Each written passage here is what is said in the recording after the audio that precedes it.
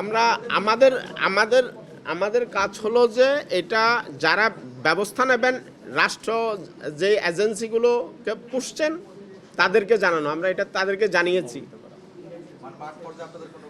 মাঠ পর্যায়ে তো আমাদের এনফোর্সমেন্ট প্রতিষ্ঠান নই।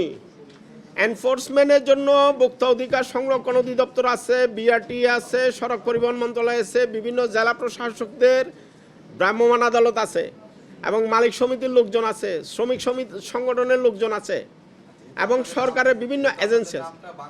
ভাই আমরা তো আমাদের নাম বাংলাদেশ যাত্রী কল্যাণ সমিতি, আমাদের কাজ তো ওখানে যেই যাইয়া মারামারি করতে তো আমরা পারি না, এটা তো আমার কাজ নয়।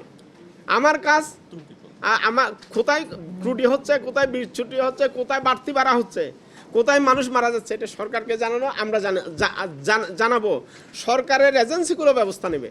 আমাদেরটাও সঠিক নয়, মন্ত্রী মহোদয়টাও সঠিক নয়, আমরাও সেকেন্ডারি সোর্স ব্যবহার করছি। মন্ত্রী মহোদয় কোনটা ব্যবহার করছেন মন্ত্রী মহোদয়ের কাছে আপনারা জানবেন।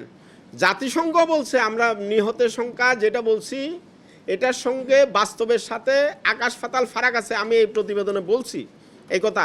জাতিসংঘ আমাদের এটা বিশ্বাস করেন না, কারণ আমরা যদি সড়ক দুর্ঘটনায় হতাহতের সংখ্যা এখানে যুক্ত করি আমরা প্রায় কত 1400-র মতো পাচ্ছি, কিন্তু ঢাকার একটি পঙ্গু হাসপাতালে শুধু 2100 রুগী একই সময়ে ভর্তি হয়েছে, 2200 রুগী একই সময়ে ভর্তি হয়েছে। বাংলাদেশে হাসপাতাল 4000, বাংলাদেশে হাসপাতালের সংখ্যা 4000, সে কারণে জাতিসংঘ বিশ্বাস করছে না।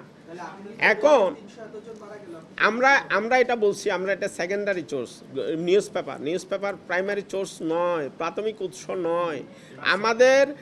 আমাদের ধরেন আর্থিক সক্ষমতা সীমিত, আমাদের সাংগঠনিক সক্ষমতা সীমিত, সে কারণে আমরা গণমাধ্যমে যে তথ্যটি এটি একত্র করে আপনাদের সামনে উপস্থিত করছি। গণমাধ্যমে সংবাদ আসে না, আবার যেটুকু আসে ওইটুকুও কিন্তু আবার সবসময় গণমাধ্যমে প্রায়োরিটি পায় না।